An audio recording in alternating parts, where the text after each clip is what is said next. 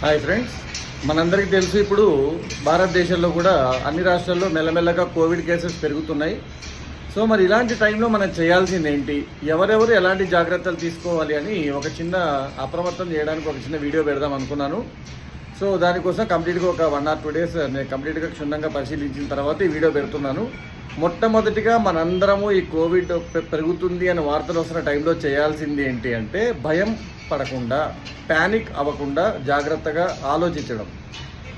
విజృంభించేసింది అయిపోయింది అన్నట్టుగా ఎవరైనా చెప్తున్నా కూడా ఫస్ట్ అది కాదు, ఏంటి అసలు దాని కథ ఏంటి అని తెలుసుకోవడానికి కాస్త సమయం వెచ్చించడం. సో ఫస్ట్ థింగ్ మనం చేయాల్సింది ఏంటంటే భయపడకుండా ఉండడము, టెన్షన్ అవ్వకుండా ఉండడము. నిజంగా మీకు తెలిసిన వారికి ఎవరికైనా కోవిడ్ ఉందని తెలిసినా సింపుల్గా డాక్టర్ దగ్గర తీసుకెళ్ళి, ఇది ఒమిక్రాన్ యొక్క పిల్ల వేరియంటే కాబట్టి బేసిక్గా ఎలాంటి మెడిసిన్స్ తీసుకుంటే సరిపోతుందో మెడికేషన్ తీసుకోవడము. 2, పెద్ద పెద్ద గ్యాదరింగ్స్లోకి వెళ్తున్నప్పుడు 100-200 మంది ఒకే చోట ఉన్న గ్యాదరింగ్స్కి వెళ్తున్నప్పుడు మీకు వీలైతే మాస్క్ ధరించండి, తప్పు లేదు. వేరే వాళ్ళు ఏమనుకుంటారో సంబంధం లేకుండా మీరు మాస్క్ ధరించండి. చాలామంది ఏమంటారు అంటే మామూలుగా ఈ మాస్క్ ధరిస్తే వేరే వాళ్ళు ఏమైనా ఫీల్ అవుతారేమో, మేము ఫంక్షన్కి వెళ్తున్నాం కదా, ఏం అవసరం లేదు. మన ఆరోగ్యం మన చేతిలో ఉంది కాబట్టి ఎవరో ఏదో అనుకుంటారని బాధపడాల్సిన అవసరం లేదు. మీకే జలుబు దగ్గు లాంటివి కనుక 2-3 రోజుల కంటే ఎక్కువ కొనసాగుతూ బాగా వీక్నెస్ అనిపిస్తూ ఉంటే, లైట్గా ఫీవరిష్గా అనిపిస్తే ఒకసారి డాక్టర్ని సంప్రదించండి. ఇన్ కేస్ ఒకవేళ అది ఫ్లూ అవ్వచ్చు, నార్మల్ జలుబు అవ్వచ్చు, నార్మల్ వైరల్ అవ్వచ్చు కూడా. అదేంటో తెలుసుకొని సింపుల్గా మెడికేషన్ తీసుకోండి.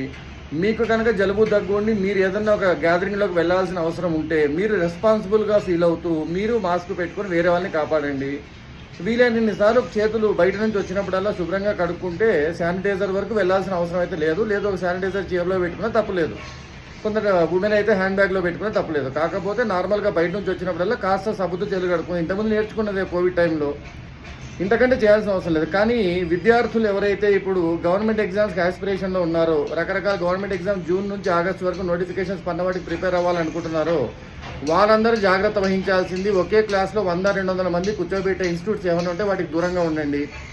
ఒకవేళ మీరు ఫీజు కట్టేసినా ఫస్ట్ అయితే మన ఆరోగ్యం ఇంపార్టెంట్. ఎందుకంటే ఇప్పుడు మీరు ఇబ్బంది పడితే రేపు పొద్దున ఆగస్టులో ఎగ్జామ్ రాయాల్సిన టైంకి మీకు జలుబు దగ్గు ఉందనుకోండి, మీరు ఎగ్జామ్ కూడా రాయలేరు, ప్రిపేర్ కూడా అవ్వలేరు. మీరు ఏదో వేరే ఊరికి వెళ్ళి అనవసరంగా పెద్ద పెద్ద క్లాస్ రూమ్లో వందల మంది మధ్య కూర్చొని ప్రిపేర్ అవ్వాల్సిన అవసరం కూడా లేదు. ఎందుకంటే మేము చెప్పాను కదా, లేస్ అకాడమీ నుండి మేము గత 5 ఏళ్ళుగా మీకు ఆన్లైన్లో లైవ్ ట్రైనింగ్ ఇస్తున్నాము. ప్లస్ ఇప్పుడు ఒక సింపుల్ యాప్ కూడా ఇచ్చేసాం. మన లేస్ అకాడమీ యాప్ డౌన్లోడ్ చేసేసుకొని ఇంట్లో నుండే మీరు 999 రూపాయల కంటే తక్కువ ఖర్చుతో 1 సంవత్సరం పాటు మీకు కావాల్సిన కోర్సు నేర్చుకోండి. పేరెంట్స్ కూడా పిల్లల్ని ఇష్టానుసారం వేరే ఊర్లకు పంపించద్దు. వానాకాలం కూడా ఉంది కాబట్టి ఈ వానల్లో కూడా ఇలాంటి వైరస్లు ప్రబలేసు ఖచ్చితమైన ఛాన్సెస్ ఉన్నాయి. కాబట్టి మీరు కాస్త జాగ్రత్తగా ఉండి ఆస్పిరెంట్స్ అందరూ మీ ఎగ్జామ్స్ క్రాక్ చేస్తారని ఆశిస్తున్నాను.